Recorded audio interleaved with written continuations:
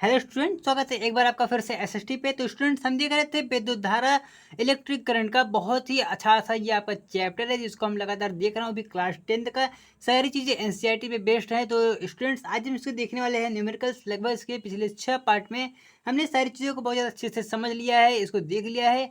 मुझे आशा है सारी चीज़ें जो आपका इसका टॉपिक है ये आपको समझ में आ गया होगा। स्टूडेंट्स, प्लीज़ आप लोग इस वीडियो को लाइक शेयर सब्सक्राइब करके अपने आप नए नए दोस्तों के साथ यहाँ पर जोड़े, जिससे वो लोग भी अच्छे तरीके से पढ़ सकें और आप लोग हमारा सपोर्ट करें। तो आज जो ये हमारा न्यूमेरिकल आने वाला है, यानी जिसको हमको ये पढ़ने वाले हैं, क्या है कि यदि किसी चालक में, यदि कोई चालक है उसमें प्रवाहित होने वाली धारा 2 एम्पियर है। धारा का मान जो आपका दिया है यह कितना है, यह 2 एम्पियर है। तो सबसे पहले हमारा रूल क्या है, जो चीज़ें हमको दिए हैं उसको लिख लेते हैं। तो धारा आपका 2 दिया है, धारा को आई से हम लिखते हैं। चीज़ों को पढ़ना है एक एक लाइन को और समझना है, फिर जो जो दिया गया है उसको उसको हम लिखते चलेंगे। इससे क्वेश्चन आपका आसान हो जाएगा। क्वेश्चन यहाँ पर लगभग आपको 2-3 लाइन में दिख रहा होगा, लेकिन बहुत ज़्यादा आसानी से मिनिमम आपको 1 मिनट में हो जाने वाला है। शायद ये 30 सेकंड में भी हो जाए अगर आप इसको समझ लेंगे।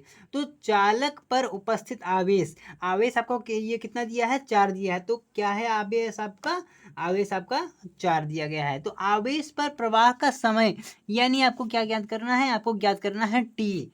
आपको टी को ज्ञात करना है। तो आपको काफ़ी अच्छे से याद होगा, इसको हमने सबसे शायद दूसरी या पहली वीडियो में पढ़ा हुआ था। एक फार्मूला जो कि काफ़ी अच्छा सा फार्मूला था, क्या था, Q बराबर आई टी। आपको ये फार्मूला याद होना चाहिए। क्या फार्मूला था, Q बराबर आई टी। हम अगर इसका मान निकालते हैं तो T बराबर Q बटे आपका आई, ये आता है मान, ठीक है।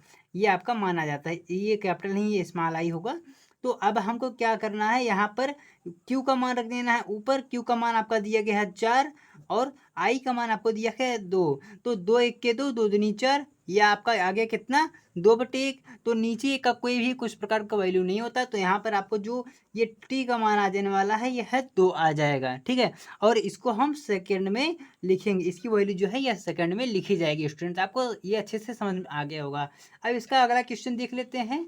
जो इसका अगला क्वेश्चन है यह भी आपके स्क्रीन के सामने आ चुका है।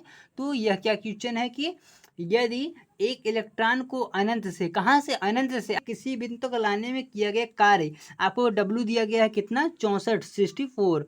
तो हमारा ये जो डब्ल्यू है, यह डब्ल्यू कितना है, यह 64 है। तो 64 जूल इसमें दिया गया है। तो ये देखिए मात्रा भी हम लिखते चलते हैं, इसके लिए एग्जाम में आपके नंबर कट जाते हैं।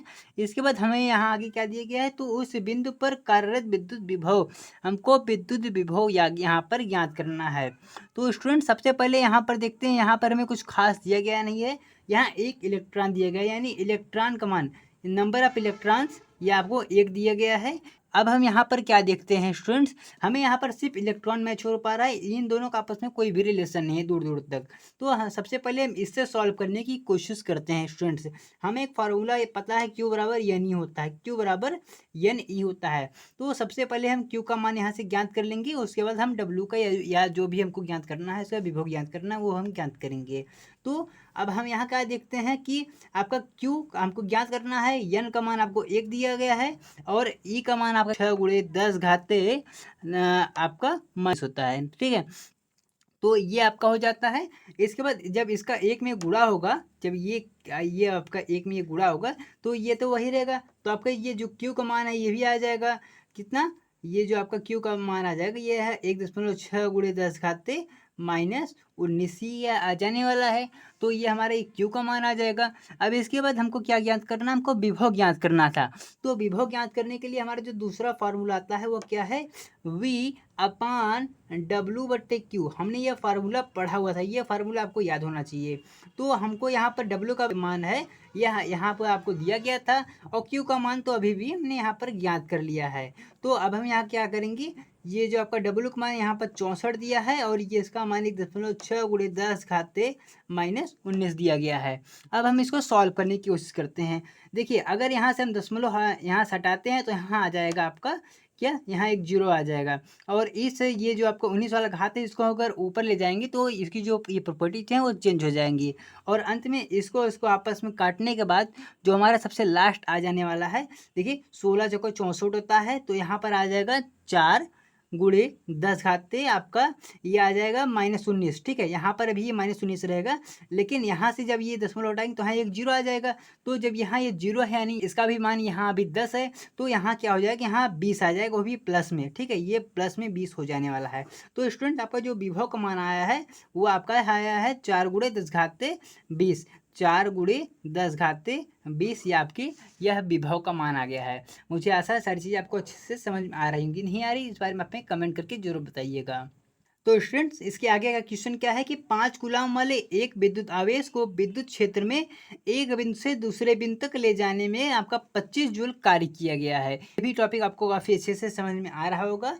तो 25 जूल आपका ये कार्य किया जा रहा है, यानी आपका ये डब्ल्यू का मान है ये फिर से आपको 25 जूल दिया गया है, ठीक है। 25 जूल दिया गया है। तो यदि पहले बिंदु पर जो आपका विभव है 10, इस बार आपको विभव दिया गया है, विभव इस बार आपको जो है यह दिया गया है, यह कितना 10 वोल्ट है, ठीक है। हो तो दूसरे बिंदु का जो विभव है वो हमको ज्ञात करना है। तो स्टूडेंट्स आपको पता होगा इसका जो फार्मूला होता है वह यही होता है W/Q। यहाँ हम देखते हैं, यहाँ सिर्फ हमको W का मान पता है, Q का मान हमको नहीं पता है। तो जब तक हमें Q का मान पता नहीं होगा तो हम चीज़ों को ज्ञात नहीं कर पाएंगे स्टूडेंट्स।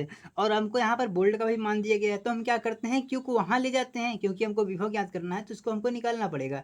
तो अगर हम Q को वहाँ ले जाएँ, इसको यहाँ ले आएँ, तो या इसके अलावा हम यहाँ कुछ और भी कर सकते हैं। डेल्टा अगर इसका हम मान निकाल दें, अगर इसकी हम कोशिश करें तो यहाँ पर हम लिख सकते हैं V2 - V1 इसके स्थान पे, इस वाले स्थान के बराबर W/Q। तो W का मान आपका 25 दिया गया है और Q का मान आपको यहाँ पर पता ही नहीं है। तो जब हम ज्ञात करेंगे यहाँ से तो यह 5 आ जाने वाला है। आप इसको ज्ञात करके देख लीजिएगा। और यहाँ पर जो आपका ये वाला मान दिया गया है, पहले विभव मान यहाँ ये आपका 10 दिया गया है, ठीक है। और इसको जब हम आगे सॉल्व करेंगे तो हमारा क्या आ जाएगा, देखिए यहाँ पर ये 5 आ जाएगा, ये हो जाएगा 25, यहाँ ये 5 आ जाएगा।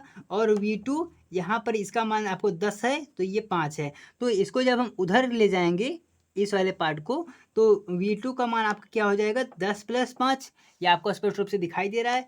तो V2 का मान आपका 15 आ जाने वाला है। तो ये आपका विभव होने वाला है इसके आपने दूसरे वाले, तो ये 15 हो जाने वाला है। यहाँ पर क्या हुआ इसको एक बार आप समझिए, हमने V2 और V1 किया, उसके बाद हमने V1 का मान रख दिया और यहाँ ऊपर नीचे इसका भी हमने मान रख दिया। स्टूडेंट्स एक क्वेश्चन मैं आपको दे रहा हूँ, इसको आपको अच्छे से सॉल्व कर लेना है, ये आपके लिए होमवर्क होने वाला है। तो ये बस आज के लिए इतना ही, आपको मिलेंगे इसके अगले टॉपिक में। अगर आपको ये क्वेश्चन समझ में आ जाता है, इसका आंसर आपको नीचे कमेंट बॉक्स में दे देना है। अगर आपको कोई भी प्रकार की समस्या है, इस बारे में आपको जो समस्या है उसका भी आप हमें नीचे कमेंट बॉक्स में बता सकते हैं।